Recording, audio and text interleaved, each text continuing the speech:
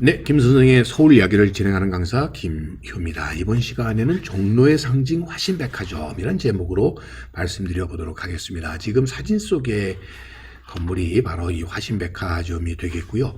이렇게 교통상의 요지였었던 보신각이 있는 종각 사거리에 위치하고 있었던 백화점이지만 현재는 이 건물 자체가 재개발이 되어서 사라져 버렸고 그 자리에 지금은 종로 타워 빌딩이 들어서 있기 때문에 지금의 종로의 상징은 아닙니다만 추억의 상징이었던 화신백화점이라고 얘기 드릴 수가 있겠네요.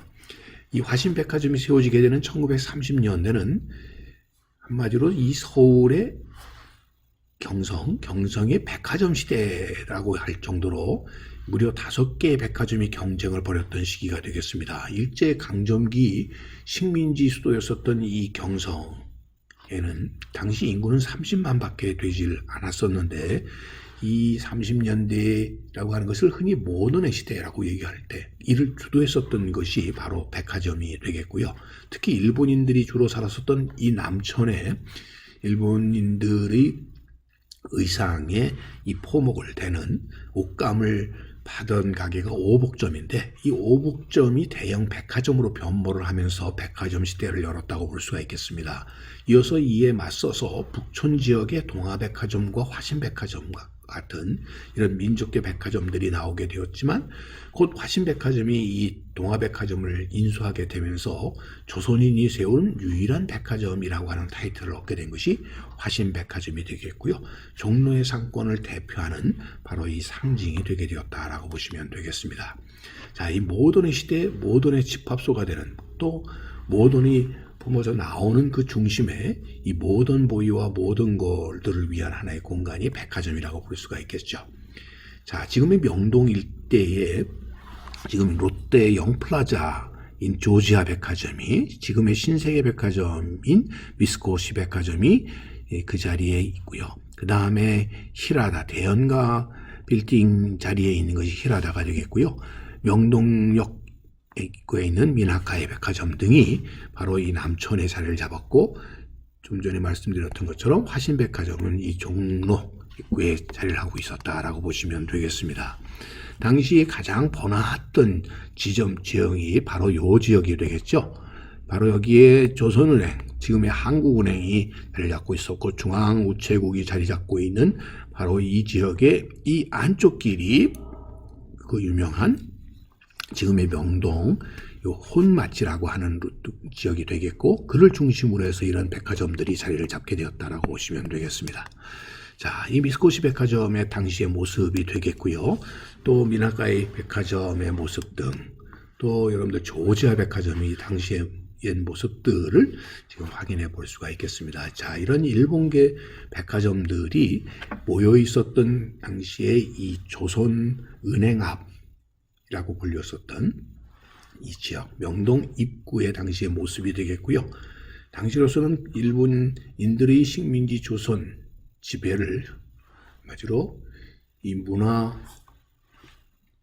부분에 있어서 중을 일으켰다고 하는 것을 더 대외적으로 드러내고 또 적극적으로 본토인들의 조선 이주를 장려하기 위해서 이렇게 어떤 의미에서 시범적인 도시 개발이 이루어졌던 당시의 모습을 대표하는 곳이 바로 이 중앙우체국 앞에 있었던 조선은행 본점 앞에 명동 입구의 모습이 되겠고 그를 대표했었던 것이 당시의 미스코시 백화점이었다고 볼 수가 있겠네요.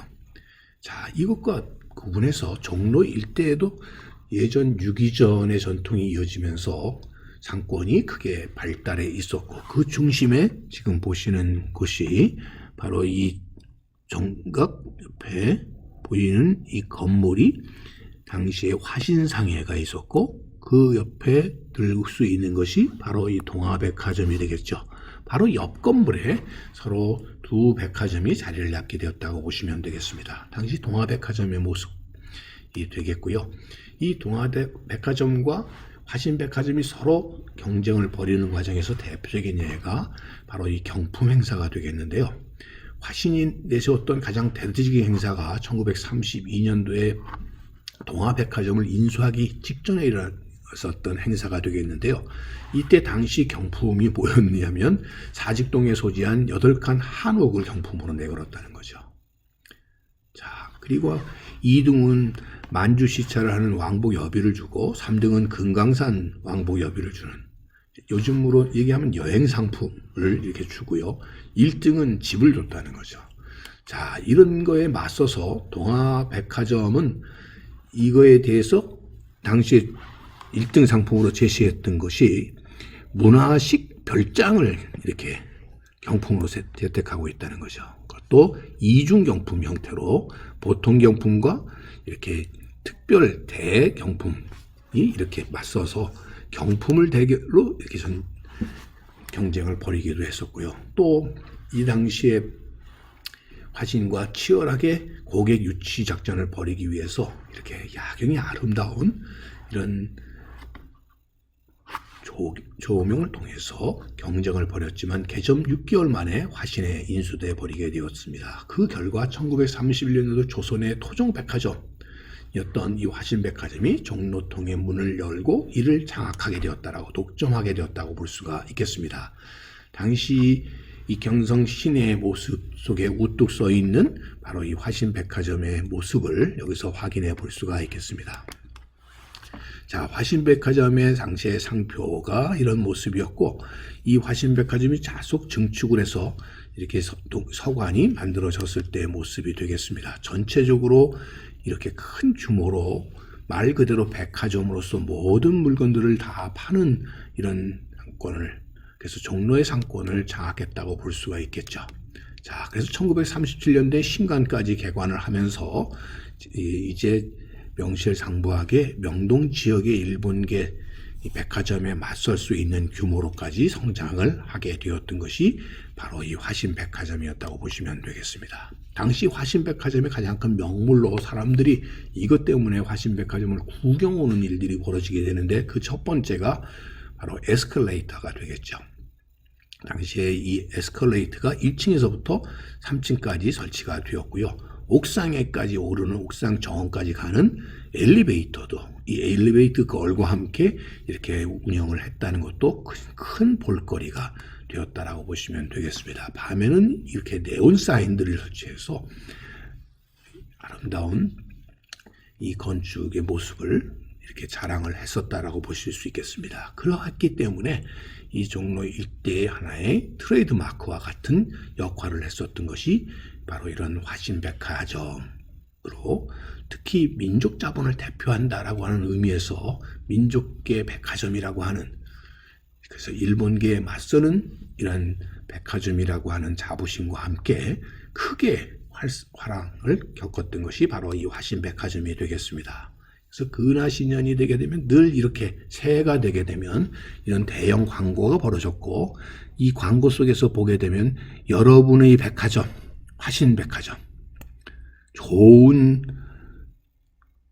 물건을 값싸게 파는, 그래서 전 조선에서 최고의 백화점이라고 하는 것을 선전해 하고 있는 것을 볼 수가 있겠습니다. 자, 해방 직후의 종로 내거리 풍경을 담은 사진 속에서도 바로 이 왼편에 보이는 건물들이 화신백화점 본점과 동관의 모습들이 되겠습니다. 이렇게 해방 이후에도 화신백화점은 그 명맥을 유지하게 되어서 이 시기를 겪었던 사람들은 지금도 화신백화점에 대한 나름의 이야기들을 담고 있다고 보시면 되겠습니다. 이들이 확장하는 과정에서 화신백화점 건너편에 신신백화점까지 만들게 되면서 화신과 신신이 이렇게 함께 이어지는, 이렇게 화신백화점이 이어져 오게 되었습니다. 그런 의미에서 화신백화점은 어떤 의미에서 좀 모순적인 두 가지 이미지를 함께 갖고 있었다고 볼 수가 있겠습니다. 민족을 대표하는 민족 기업으로서의 화신백화점, 그래서 일제에 맞서는